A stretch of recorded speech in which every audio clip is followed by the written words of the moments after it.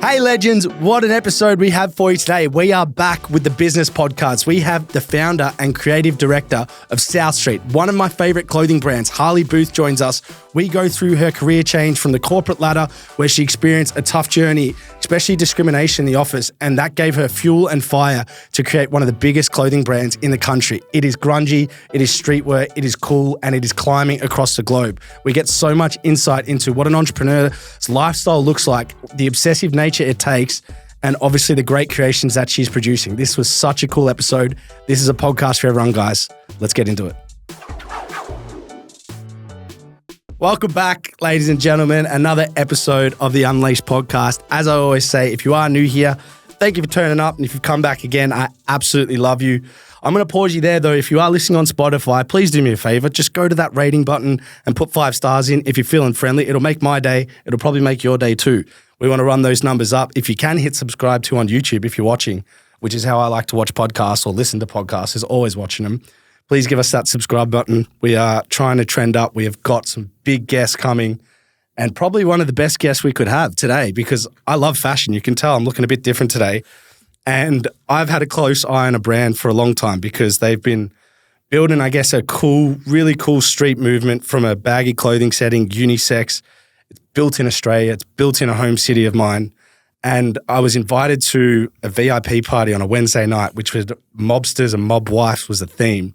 And I was obsessed with it ever since. And then I found out a superwoman by the name of Harley Booth had created it all. So we have Harley in the booth today, you could say. Harley in the booth. Yeah, that's a bar. I've never heard that sick. I actually just made that up. Booth. Yeah, how are you? I'm good. Yeah, so are you from here or you've come from somewhere to Australia, right? I hate when people ask that question, like, where are you from? So have you heard of Brunei? Brunei, yeah. So I was born in Brunei, but I'm not Bruneian. Yeah. So I was born in Brunei. We moved back to the UK. And I moved from the UK to New Zealand when I was 10. Wow. And then we moved from New Zealand to Australia when I was 18 for uni. And I haven't left. Wow. Yeah. Because you got a bit of a kind of like a multicultural accent. Yeah, it's like English, Kiwi, bit of Aussie in there as well. It's a bit of a flex though. Yeah, Thank you. Means you're well travelled. What's been happening with you? You've kind of got a lot going on at the moment on your plate. I mean, how do you just kind of turn up and just try and enjoy every day with things being thrown at you at the moment? Are you managing that well? Trying to. Do you know what I live by is like my 8 hours of sleep. No matter what, I'll make sure I go to bed at 8 p.m, up by 4. Like relentlessly, that's like to kind of like, I think keep balance is sleep. Oh, and also still finding like the fun in what you do. So making sure you make time for like designing and the creative side of it. So you actually have to really put energy into that to make that possible. It doesn't just happen. No. Yeah. Obviously for the early bedtimes and wake-ups too for people, Harley has a child as well. So I assume that's a part. Actually, it's not her that sets our bedtime. She sleeps in and she would be up late if she could. So it's basically more like my work schedule, like to kind of fit my day, and I've got to be up by 4 to kind of have that full day. How old is she? She's 3. 3. But so she's a little teenager. Good sleeper. Yeah, she's a good sleeper. That's handy. Yeah. Well, one of the things I really love about, and we're going to go into today, is like females in business, in particular. My mum, she's probably been like a big idol of mine growing up, and I feel like I'm very lucky. I got a lot of traits from her in regards to like work ethic and determination, and she's kind of always been the man of the house. Like she wakes up at 5, she works the whole day, she cooks, she cleans, she does everything. And like no matter what's going on in the world, she's just never had an excuse. She just does it every day consistently. So I kind of grew up in that household to the point where one of my things when I was playing soccer was people used to say, you're not quick enough. So I looked up what Usain Bolt was doing, and it was like stretching. So my mum would wake me up at 5 a.m. to stretch. So she's that. I always had that like women were superior view growing up as a child. So it's no surprise to me what you've been able to achieve and how you're going. But just to go into your story, it's pretty unique because you really only started this journey, I don't know how, 5-6 years ago. 5.5 years ago, yeah. And it's gone to the moon. So what were you doing before we get into South Street and the clothing brand? So I studied at uni. I found it probably the hardest 5 years of my life. Actually, no, before South Street it was the hardest 5 years of my life. But doing it at a science degree, and then from my science degree I went straight into the corporate world. which Wow. Yeah. Did you hate the corporate world? I just absolutely hated it. I just left it 3 months ago. Yeah, well, forever. good on you. Never go Forever. back. Oh my God. Don't get me wrong. I felt like I got some really good things for business, but to stay in it and maybe working for other people, I don't know what it was, but it really ate at me, so I kind of resonated a little bit with your story. But your degree fascinates me. I know. Considering what you do now. Can you explain what it was you studied?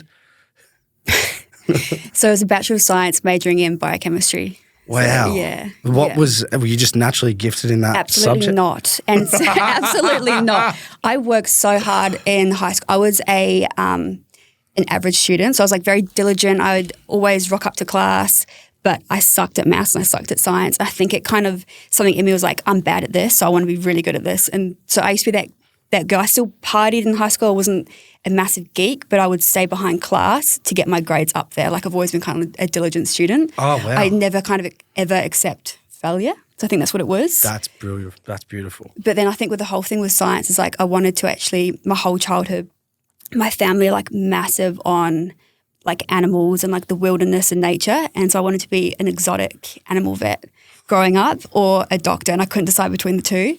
And that's why I went into science, to be a doctor or a vet. That's pretty unique. Did you always have the creative buttons in you? Because it sounds like you had a work ethic and a drive, but I was never creative growing up. I can't dance, I can't sing, I can't actually draw properly.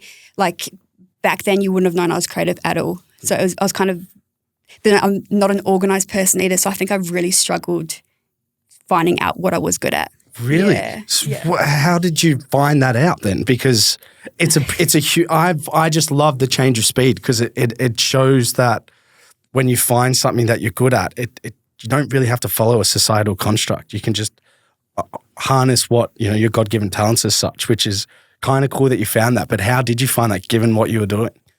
I think this sounds really corny, but it's just like my passion. Like I absolutely love clothes. I love styling ever since like being able to, even before I could afford my own clothes, like every day, like my mum, can you buy me this? Or my brother, can you buy me this? I'll pay you back, I promise. Honestly, every dollar of my paycheck would go on clothes, even to the point I couldn't afford rent, I couldn't afford food, but I'd want those new pair of jeans, or I'd want that glittery dress from Glue Store, 6 years ago. Wow. So it was like, it's just fashion and clothes. I wanted to be in that. It's a kind of like a hidden illness in society, online shopping. Yeah. Yeah, people genuinely love it.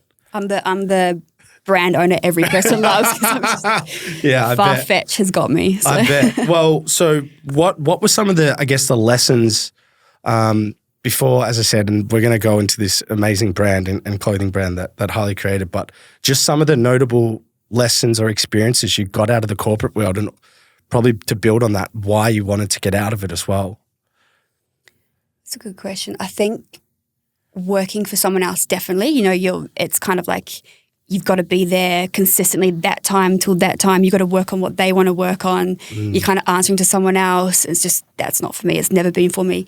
One thing about me is I absolutely hate like group gym classes because I hate structure and I hate you got to turn up at this time. You can't finish till this time. Thank you. Yeah. What is that? I know. I can't. Pilates is the only exception because it's a good thing, Okay. But even turning up, I hate every minute of it because you can't leave when you want. It's just like a mental thing. That's why I don't do yoga. Every time my first stretch, I'm counting down the minutes until I can get the hell out of there. If you were doing it by yourself, you'd rock it. Yeah. I go to the gym between 2 and 3 p.m. Yeah. No one's there. Yeah. Does that make me an introvert like you? Maybe because the crowd, when it's like, that busy crowd time, it's just, Yeah. So it's definitely that, like working for other people. And I think it's also obviously the culture. I'm massive on culture. And I think the culture I'm trying to grow and I envision with South Street is nothing like the corporate world. And I've learnt not what to do, hopefully. So, and then obviously like the slow progression in corporate, you've got to kind of, work your ass off to get a 10K bonus, and after tax it's $5,000. Yeah. It's like, what's the point? And your certain amount of holiday per year, it's for some people. I'm not mocking it, but just for myself, it's not the life I want to live. So did you feel you've naturally been able to build a really good culture rather than have to research and take things from people because you've experienced bad culture in a sense? Absolutely, yeah. Absolutely. I think our culture, like one of our biggest things, I actually got it tattooed on my hand. That's how serious South Street take culture, man. It's just about being kind. You don't know what anyone's gone through. You don't know like people's walks of life. It's like no one ever, and when people make mistakes, 99.9% of the time, people aren't doing it to hurt you or to hurt other people. It's just a genuine mistake. So it's just always be kind. And that's kind of the motto we live by at South Street. It's just no yelling, no swearing at each other. Just, That's beautiful. My dad always told me as a kid, courtesy costs you nothing. Yeah. So that's something I lived. I should actually get that tattooed on me, but I feel like he'll look at me weird if I did that. So that's I cute. haven't done it. But yeah. So what would be some of the pillars you'd say from a culture standpoint? Because even I noticed your relationship with Madison, shout out Madison for helping set this up, but it's kind of like a best mate. Yeah. But your colleagues as well. It's a family. It's an absolute family. Yeah. So we go through a pretty extensive hiring process. Even for our retail teams, it's like a 3-stage. If it's kind of like a more high role, probably like 4 or 5 stage where we get them in as well. But we only hire people that actually love the brand and they have like a vested interest in South Street, or they absolutely love fashion, or they love what we do. So, and those people naturally, they become part of the family because you're kind of all striving towards one goal. Yeah, wow, that's pretty cool. So coming out of the just in this corporate world space, when you had this itch or whatever to get out of it, did you know it was going to be a clothing space or I guess a clothing brand that you were going to be gunning for? Yeah, absolutely. It's weird when people say that to me, like, did you know South Street would get as big as it did? I always remember this moment back in high school. And I think I just finished playing football with the boys back then or whatever. I was a big sports player back in high school. Really? Yeah. And I can't remember what the conversation was or if I was even just thinking it, but I kind of just always knew I was going to do something or create something or just build something bigger than, there was just something. Well, can we give some context, because your words will 100% be better than mine when describing South Street, but just to give, I guess, the size and magnitude of what it is today, for the listeners that maybe haven't come across it before, because there's a reason why I wanted to get Harley on. It is not just an Australian brand. This is becoming bigger and a global brand. So can you give some sort of, I guess, define what the brand is, and then maybe, I guess, the amount of locations you're in, or the sort of the growth that you've seen over the last 5-6 years? So South Street, it's a like streetwear, loungewear, essential wear brand. So everything from like sweats to this brand new bomber jacket. Which is fly, by the way. We do swimwear. We've just started, when Hunty was born, I started mini wear as well, which is like mini version of all the cool South Street pieces. Wow. We've now got 3 stores. We've got 2 in Australia. We've got 1 in London. We've got 2 warehouses, 1 in London, 1 in Melbourne. And we have just under 50 employees today. Wow. I think about like 46 to 48.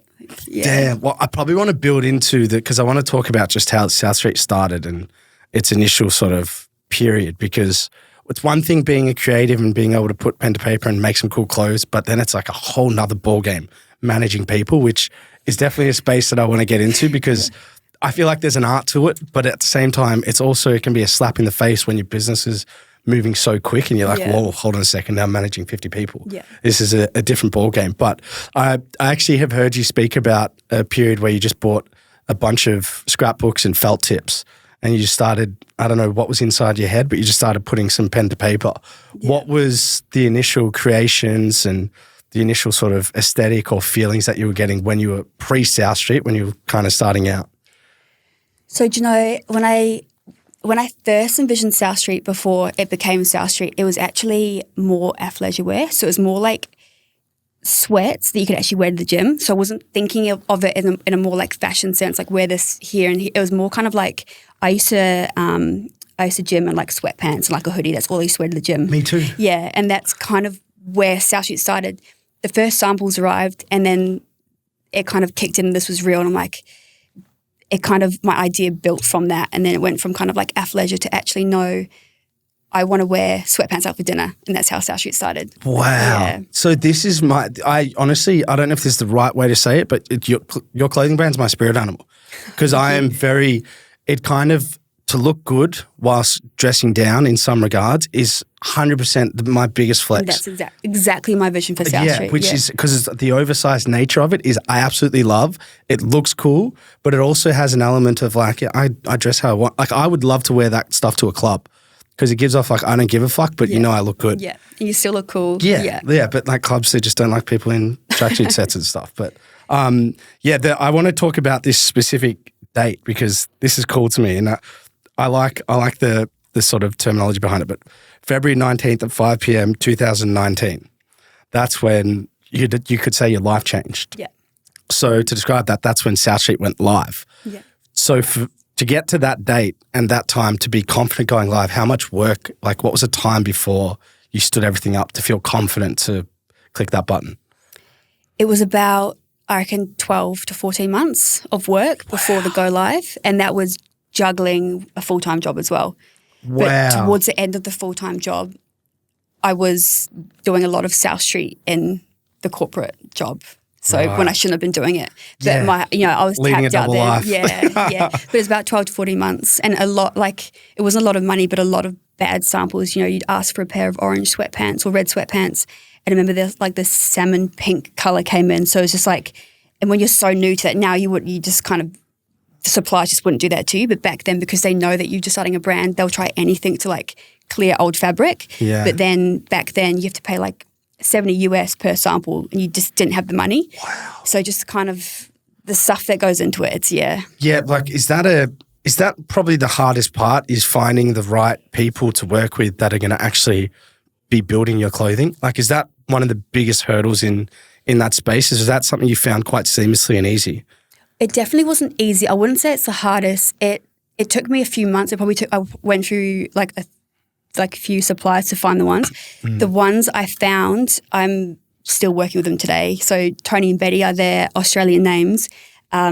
I talk to them more than I talk to my partner. Like I'm texting them all day, every day. Wow. So I think, it took a few months to find them, but it definitely wasn't the hardest. I think the hardest was sticking with it and just like believing yourself that you can do this. Yeah, there's always two voices in your head. What was like, how often was that self-doubt kind of coming in? Because it's a pretty scary process to be literally creating, nothing into something with your name attached to it too, right? Honestly, like looking back, I think I was pretty positive the whole way through. I knew I needed change. When I was in the corporate, in that job, I actually started interviewing elsewhere, trying to find a different job. I actually got offered a job, I think, in two other places, or at least one other place, and had an interview in another place. But then I was just like, it's a 5K pay rise. It's doing the exact same job.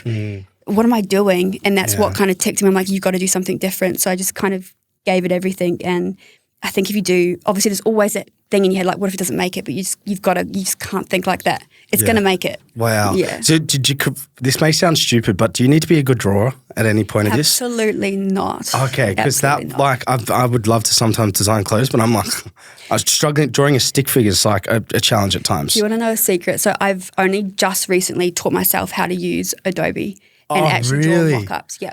Oh, and that's a game changer. Yeah, absolute game changer. Now I can actually create like professional like mock-up drawings. Like I've only just recently taught myself that. And if I taught myself that 5 years ago, I would have felt like the man. But no, no, I've only just recently taught myself that. And before then I was like, as you said, I had the scrapbook and the felt tip pens. To be honest, that lasted like a week drawing those. Yeah, really? But one thing I did draw was red sweatpants, and they were the first product I brought out. Was that the first? My favorite color as well. Red is my color. That's cool as fuck. I think they're the no plan sweatpants. The no plan sweatpants. Yeah. So when you, just to get an idea for, so we get so many great listeners that are interested in this space, and particularly like the young entrepreneurs, or I don't even like the word entrepreneur because I feel like you just do it. Like what's the point of having a title to it? But at the same time, in that phase of your career, like if you could go back, is there any advice you'd give yourself for people listening, that some sort of key tips that you look back on now and you have a more relaxed nature to because you're like, oh, it actually all worked out, or any sort of little tips or advice through that? Because that period really sort of can be daunting, can be tough, and time consuming. Listening to people, but not always doing what they say. You're going to get a lot of people throwing advice at you, or like so many people start clothing brands. There's so many hoodie brands now, or this and that. It's like, of course, like take the time to listen to them, but don't always kind of believe in what they're saying. That's cool. Yeah, don't let people drain your energy and tell you can't. There are so many people that will block you because you're successful, or just try and put you down or tell you not to do it. But did you lose friends? Oh, yeah. Yeah, but they couldn't have been real friends. You don't lose real friends. So you were at a mature enough space to realize well, that's a blessing versus a curse. Yeah. But it's fascinating how that works. Yeah. I feel like successful people want other people to be successful. There is zero jealousy about, so that's one thing I've always tried to instill in myself is like, only ever try to bring people up or look at that as like a positive if you're around them. Absolutely. Like, I swear by that. Well, thank you. Yeah. Like swear by that, Yeah, well, I actually also just, Harley agreed with me there and now I'm getting excited. Harley gave my kit a gas up today, guys. So I've gone from 5'10" to 6'2" this morning because it's the all white fit and the sneak. Can you stand up and give a whirl? It looks so good. I can show you. These are my kicks, and then I'm all white with even the two-tone white, like the whole fit. It's like a London street fit. It just works. But there is an element of like single boy about me because I generally think these might have faded in the wash because I'm not the most talented person when it comes to a washing machine. So it works. You can't tell. Accidentally on purpose. How did South Street? What do you think was different about you from the start? Where the aesthetic is unbelievable. We've already sort of spoken about it, but it's quite common to have hoodie and track pants for most clothing brands, and you could fair to say it's been saturated. What was it about your brand and you personally that gave you that edge and I guess separated you from everyone else in the mold? It's funny because we were actually talking about this yesterday. Is our products? I know every brand says this, but you kind of look at the hoodie brands, the other sweat brands in Australia or New Zealand, and they're very basic, not in a bad way. Like they look amazing. Sure, the fabric and everything's amazing, but they are very basic. Whereas South Street, we're trying to have an edge. We're trying to like spice up sweatsuits, and that's like the sizing as well. So they are very oversized. We play with the logos. We play with the colors. It's definitely like our stuff has an edge, and it's actually not for everyone. Yeah. And that's fine. We don't want to be for everyone. We want to be for like that niche group of people that see our vision. Yeah. We don't want to be that brand that's on every single street corner. You walk down the mall, every person's wearing it.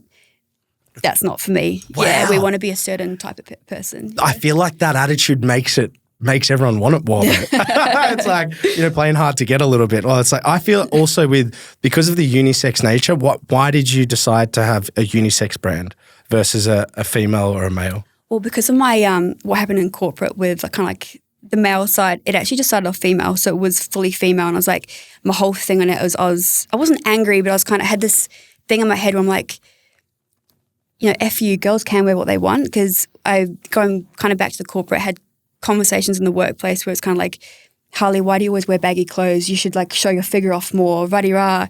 100%. So you were getting like discrimination? 100%. Are you comfortable to opening up about that? Because I feel like that's fucked. Yeah. So fucked. I remember one day I was just wearing I'm just a baggy girl. I love my baggy stuff. Yeah. I wore a tight top one day and I think just like baggy pants. And I walked in there because it was like an IT company full of guys. Just like the stares and then the comments and then the guys being like, Harley, you should wear tight more often. Like, we'd get more sales, rah-de-rah. My God. And then that just sort of seed in my head where I was angry and I'm like I feel if I went out in a tight dress and heels, I just wouldn't feel good. But if I walked down the street and I was wearing my baggy sweatpants, maybe like this singlet, a jacket, heels, hammerhead, I would feel $1 million. Like I just feel better when it's baggy. Wow. And I want other girls to feel like you don't have to dress for men, dress for yourself. Yeah. Yeah, I feel like if I saw a girl coming into an office dressed in baggy, I'd be like, that's clean. Yeah. Like I don't understand. Sick. Yeah. But I would never discriminate the 9 to 5, but that is also the biggest flex now to the people that were I guess giving you discrimination, that you're the founder of South Street. Do you know, I'm actually going to call them out. I won't say names, but when I actually had my daughter, one of my bosses, the only text he sent me was, I heard you're up the duff. Oh my God. That's the only message. So just like that whole culture is just so toxic. And South Street, it's fashion, but we also want to start a movement where we just want, when you think of Google, it's like relax, you got the cool offices. We want to start a culture at South Street where, it's a cool brand, but we're actually fucking nice people. And we want to just start this movement of just being kind, wearing what you want. Doesn't matter what you wear or. Yeah. For our female listeners, obviously that's an awful thing to go through, but you're obviously a great example of not letting it affect you and kind of building something that's bigger than, I guess, using that as almost like fuel to grade yourself. what's some advice you could give, I guess, young females in general, even males, right, to be better and to also just, I guess, work through situations like that, because that must have been a very tough and lonely place as well, because it was probably actually one of the loneliest times of my life was starting South Street, like very. Yeah. You have like all your friends, everything, like people don't understand why you're not drinking anymore or like why you're going home and you go home to your dog and stuff, but it's also like the best way. But I think the advice I would give is use that energy constructively and use that, all that negative energy, put that into something to build something amazing. Yeah, okay. Yeah. That's special. So when South Street started, was it just purely online? Yes. Purely online? So how does it, like where, at the ground floor on that initial period, how hard is it, like really? Because we obviously, none of us were there with you. None of us were there in those initial periods. Like, was it instant success? Was it a grind? How did that sort of work out? If I said how many sales I got that night, I'd be lying. So it'd be a guess, but it wasn't many. I think maybe 10 or 12 or something. Okay, I would have been chuffed with that. Yeah, I was absolutely stoked. And so I think the first one was like 10 or 12 sales. The next day it halved. Then after that, I think it was like a sale a day or hit and miss kind of thing. So it was a constant slog. And I think I've said this before, but I remember being at the gym, like on the Stairmaster, just like thinking like, what can I do to get more sales? I remember like calling my dad being like, I haven't got a sale today. And then he was just like, just keep pushing. It's going to come. Just keep pushing, keep pushing. And that's what you do. And there's days where you're so, what's the word? You know, when you're just drained. Yeah. You're so drained at looking at your phone, looking at Shopify and seeing one person online and that goes down to 0 people online. Yeah, and it's like that feeling 1 step forward, 2 step back sometimes, yeah. But then I can't even remember like how many months in it was, but it just started taking off and it was through word of mouth. So what I used to do back in the days when I had my Jeep, I'd find beautiful, really nice girls on Instagram in Melbourne. I'd message them and be like, hey, I've just started South Street. Can we go do a shoot? And they'd be like, yes, let's do it. I'd go pick them up in my Jeep. I'd have samples in the back that had been worn millions of times, you know, for like photo shoots because I couldn't afford lots of samples. I'd go pick them up. We used to drive to Chapel Street around all the rich houses and I used to photograph them in front of the houses and then build a relationship with those girls. And Lizzie, Tyra, Tia were still friends to this day. They're the 3 main girls. And from working with them wearing the clothes, them talking to their friends, it just spiraled. It just got like... It's like organic ground floor marketing. It was so organic, yeah. South Street, the growth of organic was so organic. We didn't get again, I'd be lying if I told you dates, but we didn't get a digital marketing agency till maybe a year into South Street. Wow, so you were just doing everything yourself? It was just organic, yeah. I think I was running a few, like trying to boost posts on like Instagram and stuff that probably weren't working. So it was the whole first year of South Street was organic, yeah. That's incredible. That's actually also a really good tell for people in that space that organic marketing still 100% works. I'm still learning this today. You have to network. And I've taken my off the ball the last year with just how busy I've been and like all the changes in South Street. So I've stopped kind of like with London, for example, I haven't been out there networking and that shows the difference between the fast growth in Australia compared to we're growing in the UK but not as fast as Australia. Right. And I was talking to my partner, I'm like, and he's just like, just do what you did when you first started Australia. It's like, get out there and talk to people. And I'm like, you're so right. Damn. So you just get so caught up in it. And that's what you were saying before, because you're going to be heading to London, going to the ends, doing some stuff. So on you're Monday, literally doing that. On Monday, we're literally going to, flying to London, going to East London, putting on an event with a East London rapper in Hackney at a chicken shop, and we're going to be networking. Oh my God. That's heaven to me. Yeah. Yeah, I love chicken, so there you go. Chicken and ours. He's literally one of my favourite London rappers. Amazing. So, How did that collab happen? He's just getting to the point now where reaching out to these people, it's an attractive. Yeah. This shows how the hard work, that grind at the start where it's like you're hitting your head on a brick wall. Now look what happens. 6 years later, you can reach out to certain caliber people. But it's not always that easy. So like 100%, you like reach out to them. We've been turned down, you know, and then we turn people down because they'll come back with an attitude. I'm like, I can't work with that. Yeah, okay. But then with ours, it was he is just the most. He's 20 years old. He's humble. He's genuine. And then when I was in London last time, he performed in our store. He's just the most down to earth guy. Like, you're my people. Like, you're my family. And then we actually made really good friends with his management team, Shola and Kodge. We trained with them, went to breakfast with them. Amazing. And hands down, the conversation I had at breakfast with ours' management team is probably the most kind of genuine conversation I've ever had in my life. It was like an hour in East London over bacon and eggs and chips, just chatting about life and business. I'm like, this is like a rapper's management team, and they're just the coolest guys. And they don't necessarily give off that image, like that there's that there's always that business side or this showbiz aspect to it, but they like that. Yeah. And so that's why we've kind of developed this partnership with us. I'm like, they're just such nice guys. I want to go to the moon with them. Hey guys, just a quick pause in this episode to compliment our partners of the show. You guys know that I've been sponsored and supported by Dabble, the gambling agency, for a while now. This place has a special place in my heart because it is like the social network of gambling. You can follow superstars of the game, copy their bets. You might not know so much about a certain sport, but you can copy someone who does and increase your chances of winning some money. Obviously, if you're not a gambler, please only bet what you can and are willing to lose. Please dabble safely, gamble responsibly, as we always say. Just so you guys know, this year I've been taking over the streaming space at Dabble every Wednesday night from 7 to 8 p.m. Jake's Take is live. It is the wild, wild west of streaming. There's not too many sporting agencies or gambling agencies out there doing what we do. We put on a few bets throughout the show. We get some guests on. We have a lot of fun. It's all within the Dabble app. If you guys want to jump on board, the link is in the bio.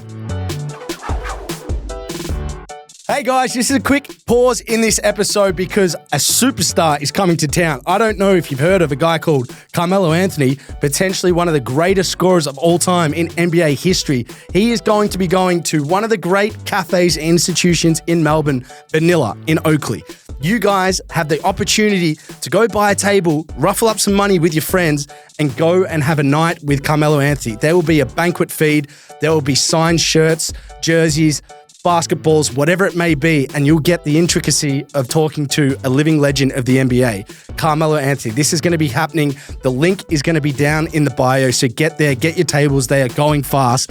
It is going to be one of the all-time great events, and Carmelo Anthony is going to be in Oakley. How strange is that? This is going to be absolutely awesome. I'm going to be there. It'll be a massive night, so get your tickets now, and let's get back into the episode. Your title, you're a creative director, which I fucking love that title. I mean, it's a very common title in the fashion industry, but as a founder into a creative director, you've obviously kind of stayed in the design aspect of your business. When you sort of were going through that phase of starting out and starting to see some success, who are the initial people you hire? Like, what are the roles and remits that for a fashion brand are the first things you want to bring on board? So when I say this, you guys probably like, what the hell do you think you hire like marketing first or like designer? My first hire was my dad. Mad. Yeah. So me and my dad are black and white. We are like chalk and cheese. We are polar opposites. I'm reactive and I'm creative and I don't care and I make kind of decisions like that. My dad is very like calculated and he thinks and he's very strict with money and like, you know, put us two together and it's just, flame roll. We've had, when I first hired him, so I think it happened, I did a restock. So I think I just dropped my third collection. Or maybe the second collection. It sold out slowly. And then I think that's when I borrowed money from my parents to do like a big restock. And Dad's like, do a restock. It's only like $5,000 or something. Right. Do a big restock, see how it goes. And it's when the demand, I think it was like 6 months in or 3 months. I can't give you exact dates, but a few months in. And that's when the demand started picking up. People were asking for a restock. Restocked it that night. Sales went through the roof. I called my dad and I was like, I can't pack 300 orders by myself. And at that time, him and my mum were supposed to be retiring. They owned a boarding kennels up in North Queensland. Oh, wow. Peaceful life, beautiful North Queensland sun, you know, surrounded by animals which is what they love. My dad, bless his soul, he took the next flight down and he got stuck in Melbourne for the next year because of COVID. And you just threw him in the deep end in regards to like a different world. Never bloody left. No, we actually we had a massive argument about a month in when he first started because I'm very kind of protective and he's very he needs like order and it just me and him like butt heads and we actually had a big argument where he ended up going back to Queensland. I think a week later I was like, I need you. Can you come back? And we've kind of just worked really well. Okay. Ever since. Yeah. Wow. So your dad was a hire. Then anyone else in particular, like some staple roles? Because I'm just trying to gauge. There's so many things that are in your business now of operation and what people do. Like, but I just want to know exactly where that sort of started. So Dad was the first hire because he's good at that side. So he's very operational focused. So basically, he came in, helped with like the stuff like, you know, like packing orders. We were manually putting in all the Oz Post addresses, 300 orders. So then straight away, he's good with that. You need a system that's automatic. So straight away, you get an order, you get an automatic shipping label. He helps with that. My brain doesn't think that way. Yeah.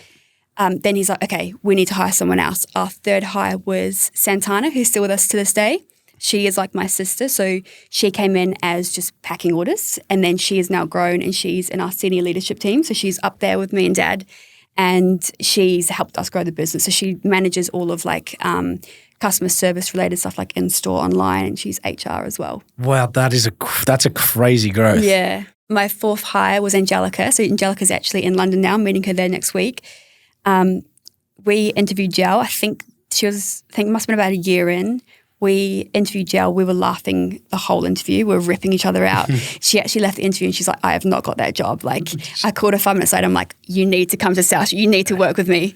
So she got the job. She came in as a packer, and she was actually the one that convinced me to open my first store. But to this day, she went from a pick packer to working in a pop-up store to working as a sales assistant to the store manager to our warehouse manager, and now she's our global retail lead. So she manages all 3 stores. See, isn't that cool that when it's a smaller business or with small sort of amount of people, how quick the growth can be? Yeah. Like that, yeah. And you and I really appreciate that, being in those big conglomerates. Absolutely. That you sort of block that, I guess, happening. Yeah. From the first store point of view, I mean, at what point do you feel confident enough to go, I'm going to have a physical store now? I think it was the girls, because I never wanted a store. I'm not a retail shopper. I'm an online shopper, so I'm introvert. I don't like going into stores. So I was like, it's just going to be online only. I think it was like Jel and Santana and Ash that were like, you need to open a store. And it was them that kind of convinced me. And I think we just had a first like warehouse sale or something, and it went off. And that's when, yeah. Wow. So was there a sliding doors moment or a specific moment where you kind of South Street was going like this and then just went like that? I mean, is there anything that stands out from? Yeah, there's one. I remember it was going through that time when I was getting like the 2 orders a day or maybe even 1 order a day. And do you remember Ines from Married at First Sight? Yes.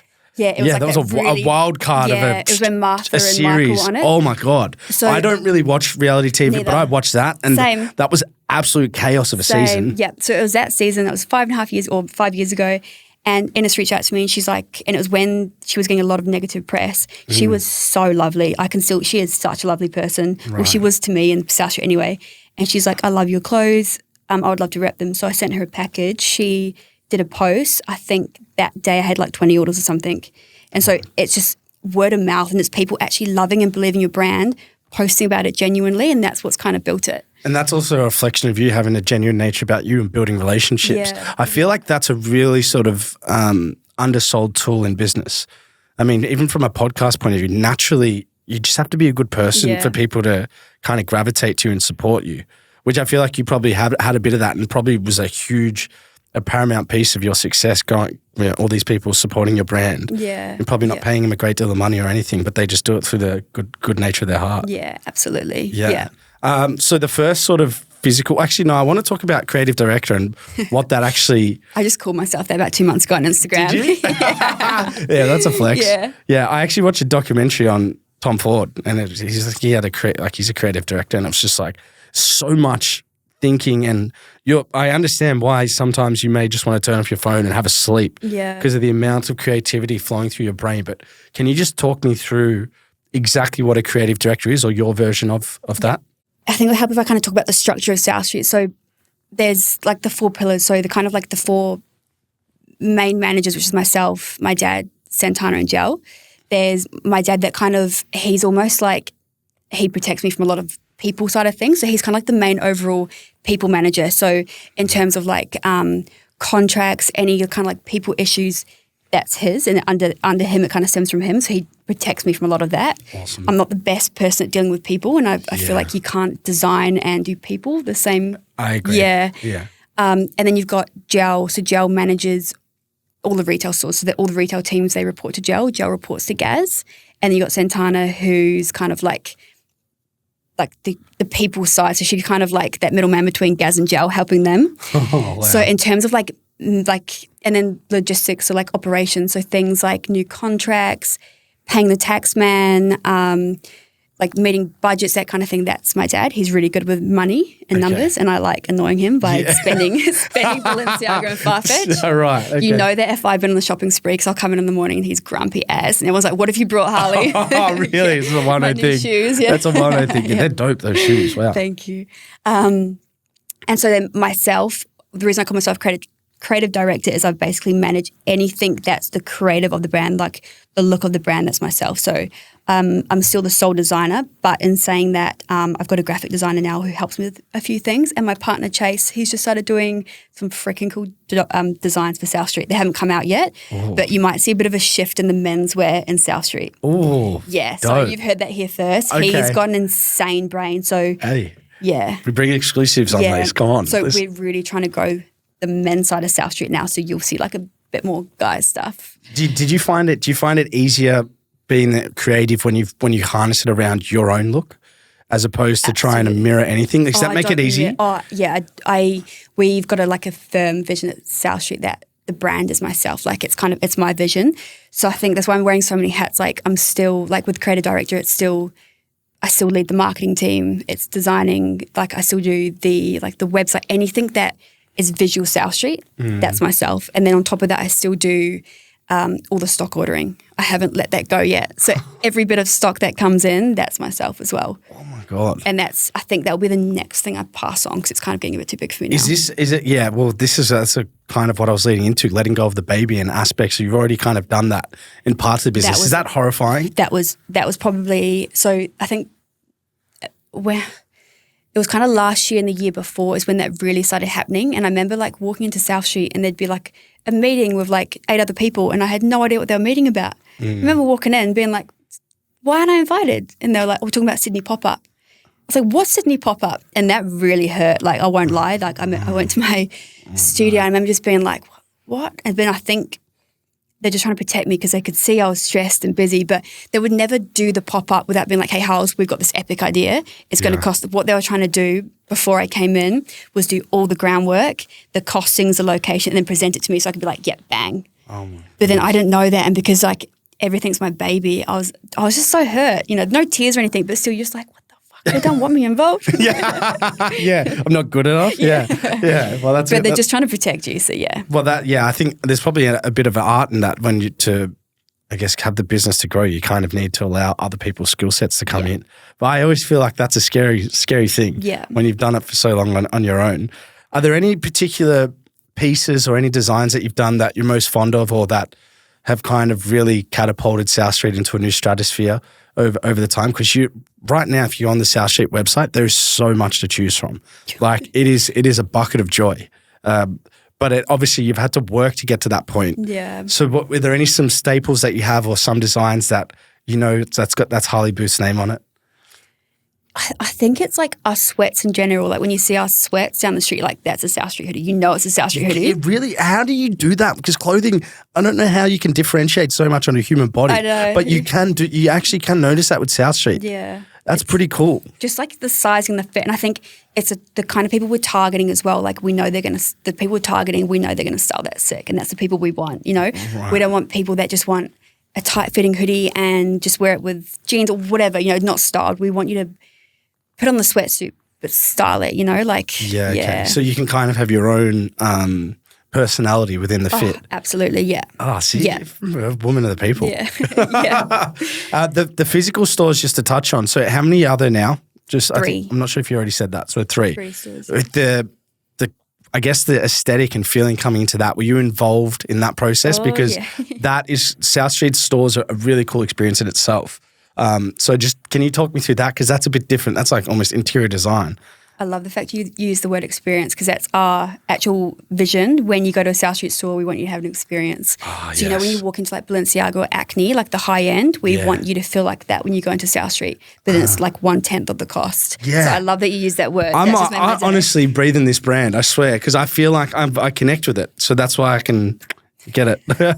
And then with their design team, so we hired interior designers. But it was me saying, I want chrome, I want this. And then they kind of get all the materials, come to you and be like, yep, but I want that and I want this lighting like that, even down to like the tone and the color of the lighting. Like I need orange glow. Like I need it to be when you know, like when you're winding down for the night, it's like that beautiful like orange glow. I want that. So when you walk into a store, it's just comfort. It's just nice. You're a bit different.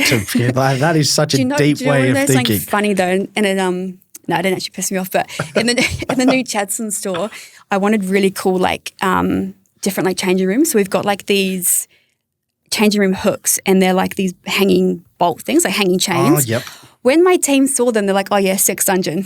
That was not my vision. That was not my vision. Yeah, so but, some miss, some hit. Yeah, there you go. Because it's got like a cage above, and it's got the chains hanging down. Like that's not what I was wanting for that, but it still looks cool. It's still, I feel like you're much more than sweats now, though. So when did that? Like, was that always a part of the plan, or did that naturally grow with the growth of the company? Oh, that's a good question. I think. Because like what you're wearing now, I mean, that jacket is like unbelievable. Thank you. Yeah. So it's a really hard question if my vision was always sweats. I don't think so.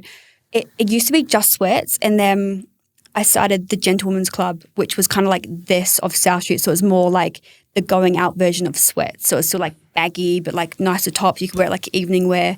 I actually got rid of that because I was kind of like, but that's what South Street is. Like South Street, you know, it is the sweats with the corset or the heels or whatever.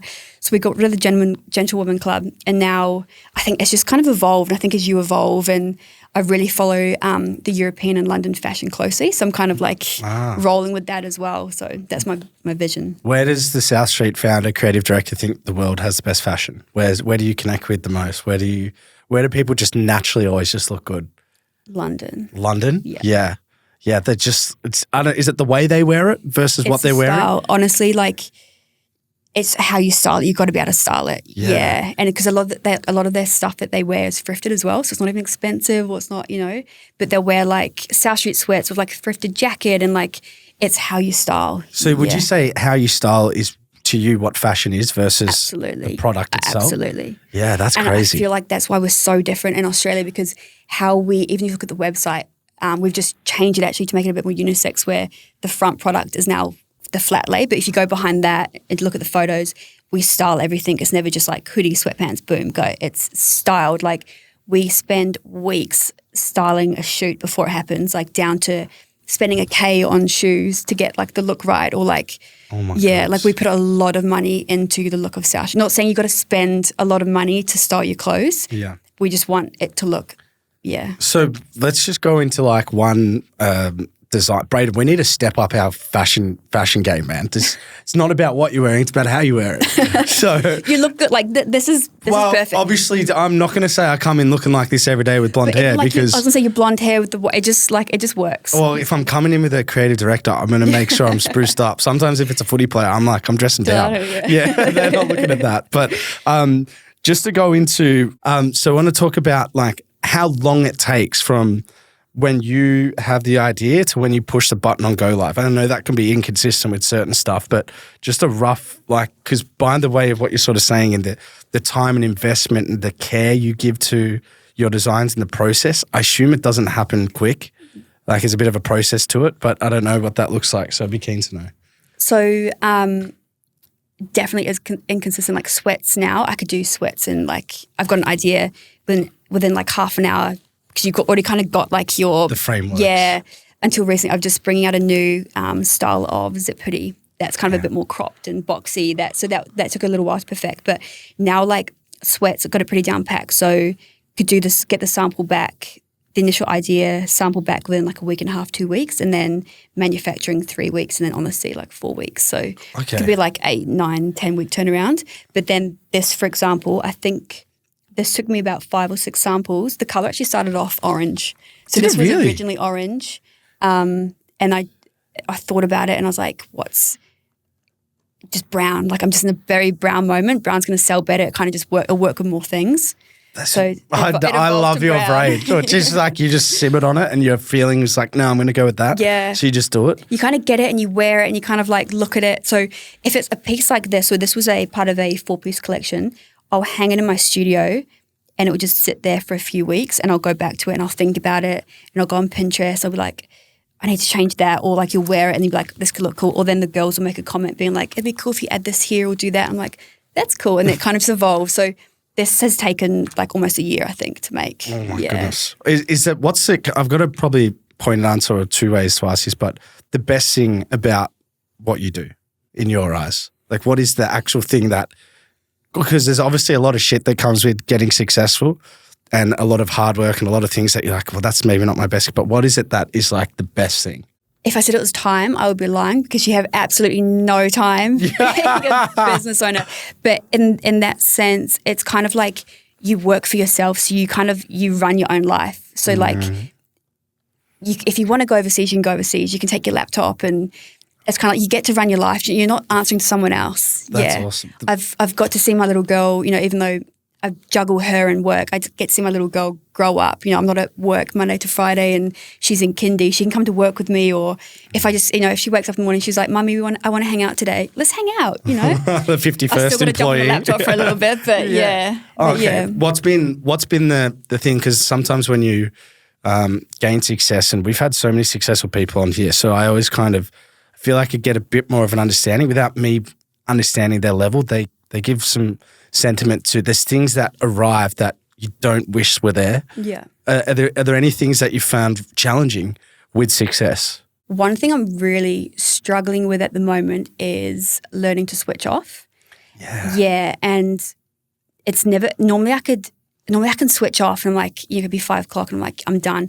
I cannot switch off at the moment, even to the point where my partner said, like, you need to switch off. Yeah. And I don't know what it is. I think it's because there's a massive change in South Street. We've just gone 3PL, so third-party logistics. We just got rid of our warehouse and we've given it to someone else to manage all of our online orders. Wow. So it's things like that. Then we've got the massive East London project. So it's just being able to switch off and know the business is not going to go up in flames if you just turn your phone off at 5 and spend some time with your family. So I think that's the biggest. It's time and switching off, and yeah. What are some techniques for you that do you have? Red wine. Yeah, my girl. Yeah. No, in all honesty, like what I live by is gym. So gym helps me clear my head, ice baths and saunas for your mental. Yeah, and red wine. I think a glass of red wine at night, it just kind of like it just makes you kind of a bit more mellow. And, Present. Yeah. I find that too. Just like everything's not as serious. Yeah. Just come you back. Just close the laptop and have a giggle with your family. And yeah. Oh, that's cool. Yeah, because it must be so hard, particularly being a creative. Naturally, you do become obsessive on things, and you become. Yeah, that's. Is that your necklace? That. It's like a little gummy bear. It's a plastic gummy bear. Yeah. Well, that obsessive nature, I mean, it's probably pivotal to performance, but it's also a bit of a burden at times as well. Yeah. I mean, you kind of lose who you are, your friendships, you really struggle to like... Friendships, though. You can't have friendships with a business, being a business owner. Yeah, people are like, well, you never give me the time of day. It's like, man, I don't even give myself the time of day. Yeah. Like, you feel that energy is sort of what you're going through now? Absolutely. You've got to kind of... my network is very small and I've made it very... There's no way I could manage having friends at the moment. Like, and saying that, like, nurturing friendships, of course you got friends, but it's kind of like... It's my daughter, it's my partner, and it's work. Your employees. That's my life. That's probably why you've got the culture you do. It's such a smart model. I don't have time for friends. I'll just hire people in that become like family. Yeah. No, absolutely. You've cracked the code. It's crazy. Are there any individuals that I know you've mentioned a few. You've mentioned ours and Ines from Maths, which is a crazy sort of one to mention that actually helped change the business for those that watch that. But is there any people that you've collabed with that you've just been so proud or had to like a bit of a pinch myself moment that they're rocking South Street, whether you've curated it or whether you've just come across them wearing your clothing? Or does that stuff not interest you either? No, it definitely interests me. It's not so much the people, it's more the people that kind of we choose to work with. Like, so for example, we've worked with people before and the way they kind of talk back to us, we would never work with them again. It's more kind of the people that we've worked with and we've managed to like nurture relationships. So for example, one girl, her name's Sima. She's my Russian bombshell in London. She's gorgeous. I want to hire her. I told her 2 days ago, I want to hire you full time. She's currently working a 9 to 5. She's actually a Russian model, but she's in like kind of like the London scene. I've met her through modeling, and we've just built this relationship where we just chat as friends. But she does modeling for me. It's just like this. It's kind of like a two-sided relationship. Yeah. And beneficial for both parties, right? It's people like she's not massive. She's not a massive influencer. You know, she's got a few followers, whatever. But it's people like that I want to work with. It's not about being massive and big. It's just genuine people that love your brand. Yeah. Do you think that's a bit of a misconception with brands? Is like shooting for the stars when it's like, well, actually, the population's down. You know, below some of those people. That's where you want to win. Absolutely. And create those relationships. One of my favorite models. She's been in a lot of our shoots. Actually, we don't work for her anymore because we couldn't build a relationship with her. She wouldn't talk to us outside the agency. After a few months, she was like taking posts down that we'd paid thousands of dollars for. And I'm like, I absolutely love her look, cool girl, but we just could not build that relationship. So I'm like, there's no point working with you because it's not genuine. Like we just want it to be authentic and genuine. Wow. Yeah. Okay. There's actually a saying with work ethic. Does work ethic come before passion or passion come before work ethic? You strike me as someone that's always been really diligent with work, but how important was it for you to land on a passion? Did that change the level of motivation and drive that you had? Because for me, that I really struggle to work on projects or things that my heart's not attached to. Oh yeah, you've got to be a completely two different workers. Yeah.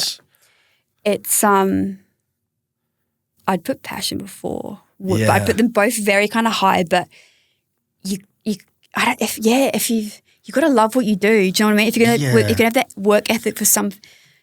Yeah, that's a hard question. I'm trying to think. I'm trying to like apply it to like the gym and stuff as well. Yeah, because this is why the reason why I because it seems like obviously you found your passion, but based off what you were saying, you were working hard. Like your degree was not even in a field you were naturally good at. So you always kind of had that in you. Yeah. So it's like, imagine when you found a passion. I'd say if you find your passion and you've got work ethic, you're unstoppable. I think those two together. Yeah. Okay. And resilience. You got to be resilient. Oh, they actually got a question built around this. Now we know our answer. Just to go back to some of the people out there that are on the fence with whether they want to jump into their own career, follow a passion, even just try and figure out what their passion is. Because I feel like that's sometimes a hard thing as well. It's like some people, for me, I'll be honest, when I was 5 years old, 6 years old, I was like a soccer ball. Yeah. I was so lucky. And then I got injured at 21 and then I was like a baby again. I'm like, I don't even know what I like. Yeah. What's some advice for people who are sitting on the fence, want to build their own careers that you could give to either give them the nudge or give them advice to find what a passion may look like for them? What would make you happy? You know, if you had to, you've only got one life. You're like, tomorrow's not guaranteed. That's kind of how I live my life. It's like, you know, kiss your loved ones every day before they leave. You never know what's going to happen. It's kind of like, you don't know what's going to happen tomorrow. It's just shoot for the moon, you know? Like, I saw this TikTok recently. It's like, go on that holiday. Tell that person they look good. Smile at that person. Like, what are you going to lose? Like, I don't know if that answers your question, but it kind of does. Yeah, it's kind of just like, go for what makes you happy. Like, if being like a rich housewife at home makes you happy, go find that rich man. Go girl. Go do it. Go get that bag, bro. Or like, you know, if you want to, I don't know. Yeah. If do you know what I mean? Yeah, like, well, do you know why those words hit me so much? I'm working with a psychologist at the moment and I have to give her a shout out because what she's told me to do, I think is genius. Yeah. And it's kind of on brand with what you said. So Jackie Lauder, she's been on this show before. Pretty much what I'm seeing is like, I don't want to leave any potential on the table. Like I feel like I have a high ceiling, but I feel like I get in my own way. The man in the mirror is the person that's going to stop me. Do you know what she's told me to do? She goes, go write your own eulogy. She's like, no, I know that sounds graphic and deep and all that sort of stuff, but what is it that you would want people to say? Absolutely. And it was like coming from you, because then all of a sudden you list all your values, your principles, who you wanted to be. Yeah. And it's right in front of you. So it's like, wow. I was like, oh my God, I sat there. I still haven't done it because I'm like, how the fuck do you write that? Where do you start? Wow. So that's exactly what I'm saying. Correct, right? So it's like, maybe just start there. That's a good principle.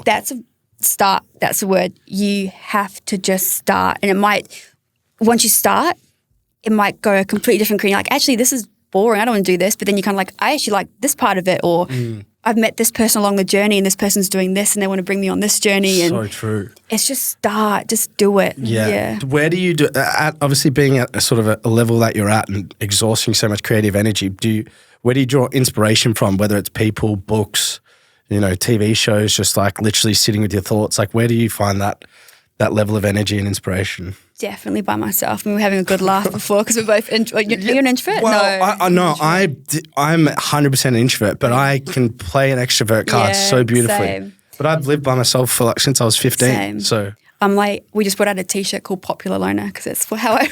oh, that's cool. So I'm like, people like all the girls work like, you're such a loner, but I'm like, I've still got people around me. Do you know what I mean? Like, and that's just all I need. But it's being by myself, and it's kind of like having my coffee next to me on my laptop. I dive into Pinterest. I kind of just dive into that creative world. Give me half an hour of that and I'm in the zone. So you really just back yourself so much. Yeah. I really admire that about you. Also, I find you really humble.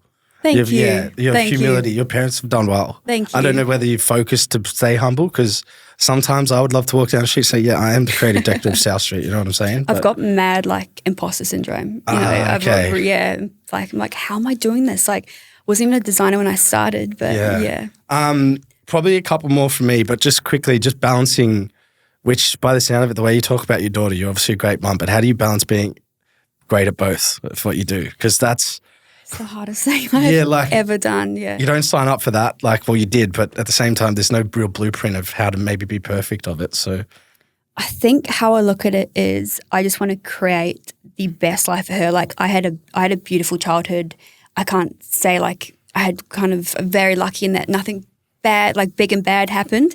I want to create that for her. So I want to be able to afford holidays for her, or she can go to the nice school. So it's kind of that. So it's when I do have to go to work, I try, like I get mad mum guilt, you know, it's like, but you're creating a life for them. And I think it's really good as well for her to see that her parents are work ethic that we have. You know, my partner, he's really into gym and like heavy training and like high rocks, and to take her to see him training like that when we watch his competitions, it's like, you know, that's her daddy, and then she sees me going to work and the holidays we go on. So but in balance, it's kind of, I need to learn how to switch off. Yeah. But I think when you are with them, it's just being present. It is, yeah. Do you reckon people in leading businesses, do you reckon they ever actually have figured that out, how to switch off? Like, I don't know if, do people figure that out and crack the code? Because I feel like to stay on the levels that you have to, it's pretty hard, man, to not like be there, be present in it 24/7 sometimes. I don't know. Like you hear, like listen to podcasts that people say they do, they turn their phone off. I'm like, I don't buy it, man. I'm like, especially if you own like an international company, when you're supposed to be going to bed, the other side of the world wakes up, and they, you know, you just get out the shower and it's 8 o'clock, and you want to, and your UK manager's trying to call you because I'm like, it just doesn't stop, you know? Yeah, okay. Well, I want to probably to round this out. We've got 2 more questions, but the main one probably from, it might be obvious, but I'm just curious because of how awesome I think the brand is, but I might put a flag in the sand. In 10 years' time, like what do you envision South Street to look like? Wow. Okay. Do you think ahead? Like, do you have like a nirvana or a picture of, you know, what it's going to look like to grow it further? Yeah. I've got, I don't plan, I don't do strategies, or I think that's how people find me quite difficult to deal with because I'm very like in the moment reactive. Yeah, in the moment reactive. I want it now. Let's do it. So, cool. But looking at it, I want another 2 stores in the UK, one in Manchester, one in like Soho, and I want Soho to be like our big flagship. Yes. I want to be in New York. I want to have a store in New York, and then maybe a store in somewhere like Tokyo or like a cool Asian country. Oh man. I am actually selling my house. So me and my partner, we kind of built our dream home. We're selling that this year to get uncomfortable. So we don't have anywhere to live so that we can go overseas, or we just want to kind of shake up the routine a bit and be like agile. Yeah. So now we've gone 3PL. We're like, we can go live in Greece, or we can go do this. I can work from my laptop. We can go to Dubai, and we kind of want to live that life which I haven't been able to do for 5 years because I've had the warehouse and we've been growing. So I'm not going to say it's going to be easy for the next few years, but in 10 years' time, I want to kind of be like jet setting. We've got homes in different places, and that's a cool. A privilege that you've earned the right for, but also like a cool way to establish growth because you're going to be experiencing all different cultures and ways of life that would probably influence your clothing as well. Yeah, absolutely. Yeah, that's incredible. Yeah. Are there any collections or pieces coming up that we want to? You mentioned your partner creating a shift in the men's line, but is there anything notable that we can share that's upcoming in South Street that all of us fans can be ready for? We've got a 3-piece sweatsuit dropping. It's called the Blurred Collection. Wash black. It is fucking dope. She's whispering. It must be. It must be. I've got a lot of actually guys asking when it's going to drop. So it's probably one of my favorite There we go. sweatsuits. And then after that, we're working on a very kind of what's the word? It's like, could you call it a controversial name for the collection? It's cool. I don't want to give it away, but it's got a swear word in it and the word freezing. So okay. So there's something cool coming. It's going to be cool, and it's for UK autumn, and it's very different and loud, but I think it's going to be sick. Wow. Yeah. Oh, we've got the final question. As all the Unleashed listeners will know, we attest 3 key traits to people, successful athletes, business, creatives, whatever it may be. Resilience, drive, or ambition. You need all 3 to kind of be in a position that you're in. But what's the one that has or you've lent on the most that, has enabled to grow one of the coolest brands in the country? Wow. We get a different answer every single time in this question. That's why we love it. And different reasonings. What's the meaning of ambition again? Like the actual definition? Ambition is like you see a goal that you want to attain, I would say. Like, for instance, from you, it was like, I want to be one of the biggest clothing brands in the country, maybe, when you were drawing on a scrapbook. I think it's drive. I've got drive. Yeah. Yeah, you sound like you're very driven. Even to the point, the days you don't feel like gymming, you get in the gym. One of my girls said to me the other day, like, I don't have time to go to the gym. I'm like, are you kidding? Do you have a daughter? Or like, get your ass to the gym. Like, it makes you feel better. Like, you just got to be driven. And, yeah. Oh, beautiful. Hey, you definitely need to do more podcasts. You've been great. Oh, thank you. Yeah, I find also you've got a wealth of knowledge. You've been through trials and tribulations, and you've come out to a position of success, particularly as a female as well. It's such a flex that you should definitely voice it out more, because I'm sure our listeners have taken something away from it today. Beautiful. Thank you. Harley Booth, guys, South Street. Great episode. Peace out. We'll be back next week. See you then. See ya.